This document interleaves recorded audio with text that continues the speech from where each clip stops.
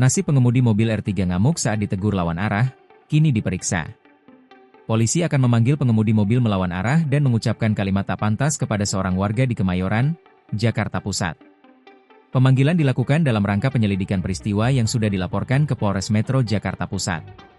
Terlapor akan dipanggil lebih dulu, ujar Kasih Humas Polres Metro Jakarta Pusat, Ibtu Ruslan Basuki saat dikonfirmasi Kompas.com, Kamis, 27 November 2025. Namun, Ruslan belum memberikan informasi lebih lanjut soal jadwal dan detail pemanggilan. Sebelumnya, Rionaldi, pria yang menjadi korban kalimat rasial dari terlapor pengemudi mobil, sudah membuat laporan ke Polres Jakarta Pusat pada Selasa, 25 November 2025.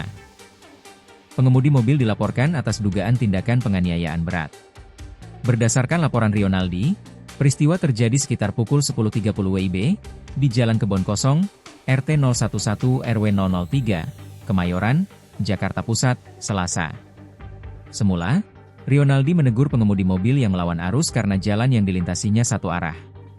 Pelapor Rionaldi kemudian memukul mobil terlapor, tutur Ruslan. Kemudian terlapor memukul pelapor pada bagian bibir. Pelapor lalu meninggalkan terlapor karena hendak mengantarkan anaknya ke sekolah, lanjutnya. Setelah itu, terlapor ternyata mendatangi rumah Rionaldi. Terlapor juga menendang pagar dan memaksa untuk masuk ke dalam rumah. Akibat kejadian itu, pelapor mengalami luka memar dan robek pada bibir.